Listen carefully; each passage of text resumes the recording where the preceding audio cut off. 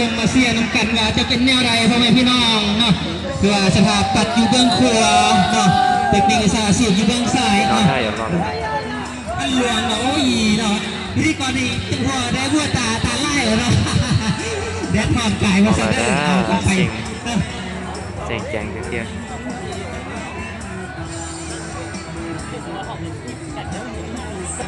เดี๋ยวนี้กรรมการปล่อยเนาะ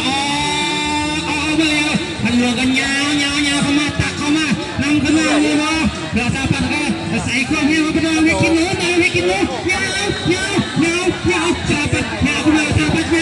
ให้ซื้อจะซ้ำยาวขึ้นมาแล้วยาว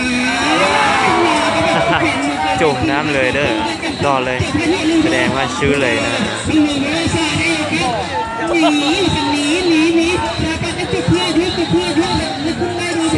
ตอนนี้ชวนหน่อยแย่งโลแย่งไว้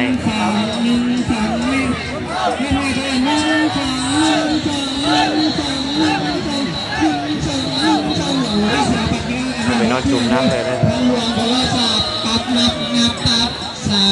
เลยใส่ไปแล้วเนาะเพื่อท่านหลวงเนาะสบายสนาไปได้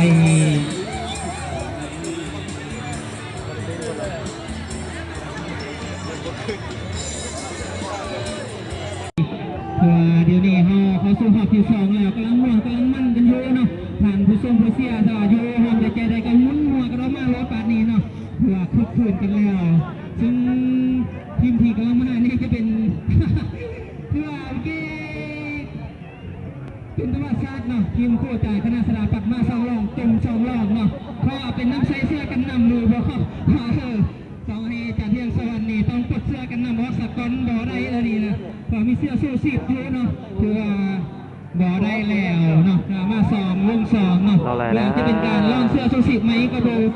ผู้เนาะสำหรับคู่จากคณะสถาปัตย์เอาอย่างไหนเงี้ยจะได้ป้าหน่อย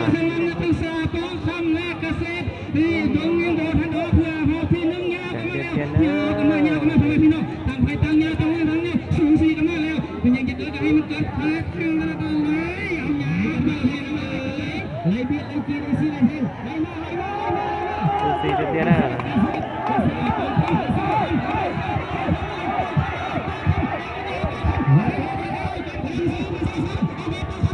กระเตยอยู่แย่งโล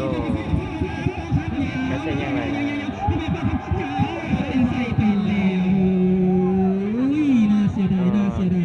โดนช่วยยังไงคู่นี้สู้เนาะสู้กันไปแล้วสู้กันมาเนาะเพื่อคู่นี้จะเป็นอะไรดูว่าสำหรับคู่นี้ถ้าเสียที่ไปเลยเนาะไปแบบกลับมาเนาะเป็นทางท่าได้เลยเนาะสำหรับคู่นี้จะเป็นการพบกันระหว่างคู่อาจารย์วิจิตรศิลป์จะพบกับนสประชาธิปไตยพ่อแม่พี่น้องเนาะฟังสื่อกับมั่นกันแล้วสำหรับคู่นี้เนาะคือว่าให้ที่เป็นนั่งหน้าท่าเนาะซึ่งคู่ใดที่เสียเนาะพาเบิ่งมาสมเนาะเสียน้ำกันพอบ้านเราแหละนะเอาแล้วกรรมการให้สัญญาณเป่ามาวิทย์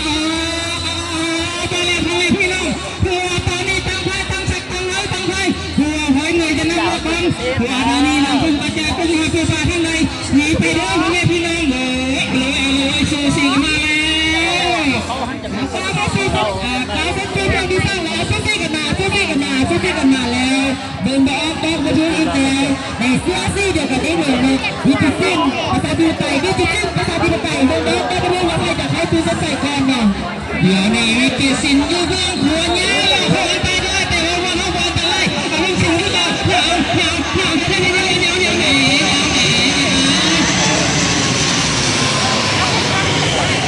ยวนี้ภาษาดิบไตว่า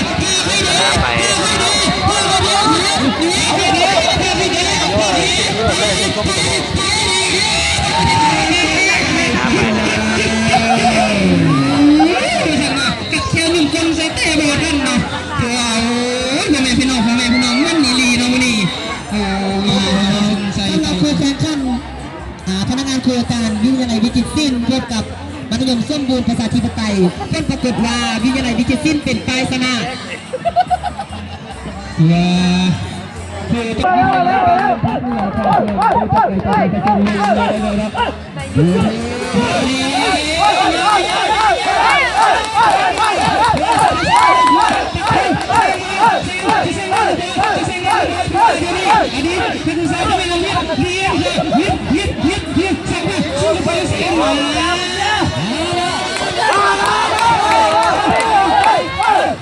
เส้นด้านซ้ายยังจะเลี้ยนะ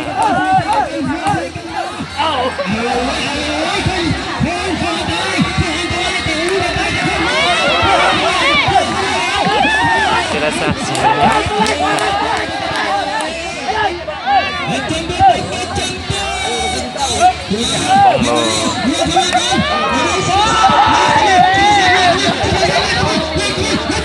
โอ้เส้นใส่ไปแล้ว จะได้เลี้ยจะป้องแล้วนะ เพื่อนี่เนาะมากินกันในโค้งสุดท้าย เส้นด้าน เนาะ ซ้ายป้อง ลูกสาวปัจจุบันนี้กำลังพายขึ้นไปเลยเนาะไปเทียบพวงปอย ใช้ไปนอนหน้าใช้นอนจ้ะ ถือว่าเป็นบรรยากาศที่ครบได้บอกเป็นสิ่งที่พอสมควร นอนเต็มปานดาวแต่นอนหน้า เชียงเรือในงานเฉลิมฉลองวันชาติพัฒน์พันธ์ครบรอบ15 ปี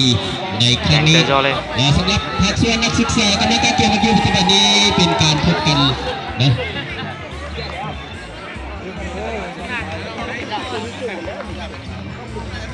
อยู่ป้านอนอยู่ฟ้าสิ เจ้าสำหรับสายนักศึกษาเป็นการพบกันระหว่างนักศึกษาคณะสถาปัตยกรรมศาสตร์พบกับวิทยาลัยเทคนิควิชาชีพเรียนพระบาทนะเลยสายพนักงานปัจจุบันนี้กำลังพายขึ้นไปสู่เชิงต่อเป็นการพบกันระหว่างพนักงานอาจารย์ครูหัวอยู่ฝั่งสำนักงานจะพบกับการเงินอยู่ฝั่งซ้ายอดใจรอแล้วรวมให้กำลังใจตบมือผ้าจูงแขนลูกสุดแขนเบียร์จูงแขนซื้อยิ้วแขนแฟนกันเบิ้งแล้วมาเป็นมาสมกันให้ได้อย่าลืมเพื่อเดี๋ยวนี้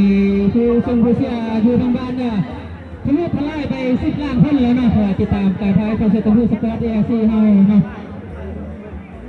ปัจจุบันนี้อยู่ที่พวงปอยกำลังเทียบพวงกันอยู่เป็นการพบกันระหว่างพนักงานจากคณะวิศวกรรมศาสตร์พบกับ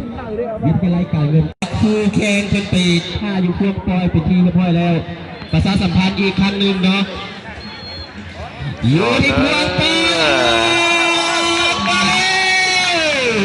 หัวตัวนี้ออกมาแล้วตั้งไฟตั้งสีตั้งมือวิ่งตั้งมือมาแล้วเนาะหัวน้ำแตกน้ำใจกระจายมาแล้วพ่อแม่พี่น้องเอ๋ย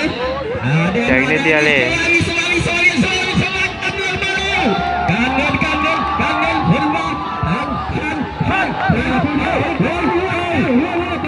การเงินหัวซ้ำกันเลยการเงินจี้เข้ามาพออันตรายแล้วพออันตราย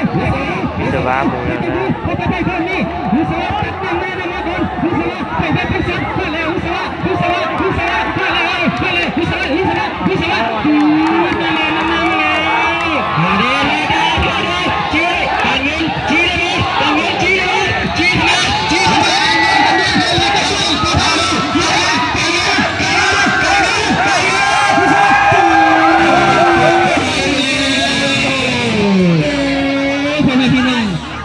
วิศวะปีนี้มาแห้งสันมาแบบไปซับกระแสน้ำสันพูไว้ปานกระแสไฟฟ้าเป็นมาไว้ปานกระแสไฟฟ้านะกระแสไฟฟ้าซักน้ำพ่อแม่พี่น้องคิดมันเท่านั้นแหละวิศวะปีนี้โถตีแห้งแซงเกินตลอดเนาะเพื่อมันจะมาทำเลยกันที่มันนั่นนะก็ว่าธรรมดาแท้ๆเนาะเอาประชาสัมพันธ์ให้วัวเสือหัวนี่